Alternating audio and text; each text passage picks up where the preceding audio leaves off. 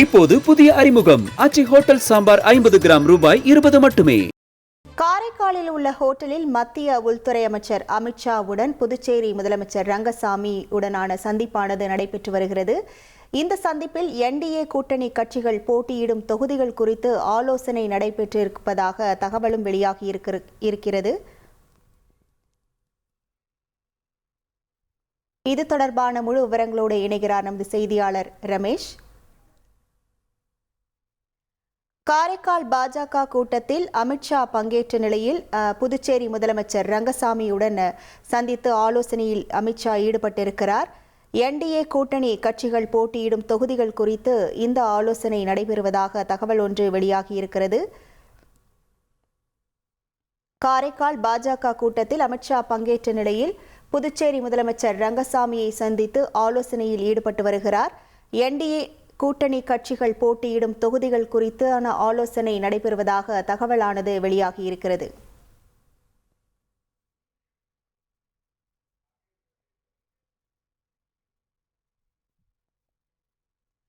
இது தொடர்பான முழு விவரங்களோடு இணைகிறார் நமது செய்தியாளர் எழில்.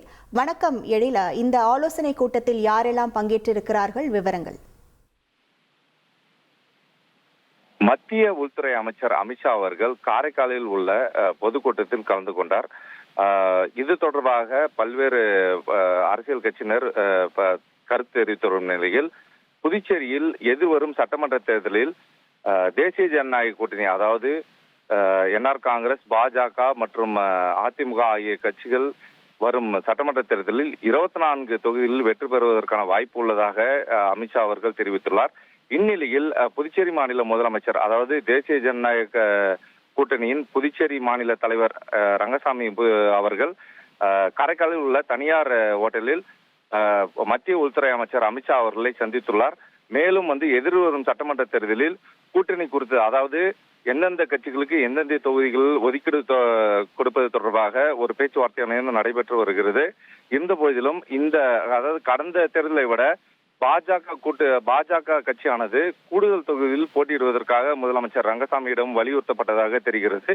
இதேபோல் அதிமுகவிற்கு 2 அல்லது 3 தொகுதியில் மட்டுமே ஒதுக்கப்பட உள்ளதாக இந்த பேச்சுவார்த்தையின் போது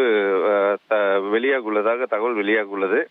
மேலும் கடந்த சட்டமன்ற தேர்தலை விட இந்த சட்டமன்ற தேர்தலில் அதிகப்படியான இடங்களை பிடித்து தேசிய ஜனநாயக கூட்டணி ஆட்சி பெற வேண்டும் என்பதற்காக முதலமைச்சர் ரங்கசாமி அவர்களிடம் மத்திய உள்துறை அமைச்சர் அவர்கள் கிட்டத்தட்ட நீண்ட நேரம் பேசியதாக தெரிவிக்கப்பட்டுள்ளது. மேலும் எதிர்வரும் சட்டமன்ற தேர்தலில் புதுச்சேரியில் நிச்சயமாக பாஜக கூட்டணி ஆட்சி அமையும் என்று ஏற்கனவே மத்திய உள்துறை அமைச்சர் அமித்ஷா அவர்கள் தெரிவித்துள்ள நிலையில் தற்பொழுது இந்த பேச்சுவார்த்தையானது நிறைவேற்ற உள்ளது. மேலும் புதுச்சேரியில் அதிகப்படியான தொகுதியில் வெற்றி பெறுவது தொடர்பாக புதுச்சேரி மாநில முதலமைச்சர் ரங்கசாமி அவர்களுடன் மத்திய உள்துறை அமைச்சர் அவர்கள் பேச்சுவார்த்தை நடத்தியுள்ளார். இது தொடர்பாக அரசியல் வட்டாரங்கள் தெரிவிக்கும் பொழுது கடந்த ஆட்சியை விட இந்த ஆட்சி அதிகப்படியான மக்கள் நலத்திட்டங்களை செய்து உள்ளது. மேலும் மக்கள் அதிகப்படியான வாக்குகளை, அதாவது தேசிய ஜனநாயக கூட்டணி ஆட்சிக்கு வாக்குகளை செலுத்த தயாராக உள்ளதாகவும், மேலும் எதிர்வரும் சட்டமன்ற தேர்தலில் தேசிய ஜனநாயக கூட்டணி ஆட்சி அமைத்து மீண்டும் ஆட்சி அமைவதற்கான ஒரு வியூகங்களையும் வகுத்துள்ளதாக இன்றைய இந்த முக்கியமான சந்திப்புகள் குறித்து தகவல் வெளியாகி உள்ளது. உங்கள் விவரங்களுக்கு நன்றி எழில்குமார். இப்போது புதிய அறிமுகம் ஆச்சி ஹோட்டல் சாம்பார் 50 கிராம் ரூபாய் 20 மட்டுமே.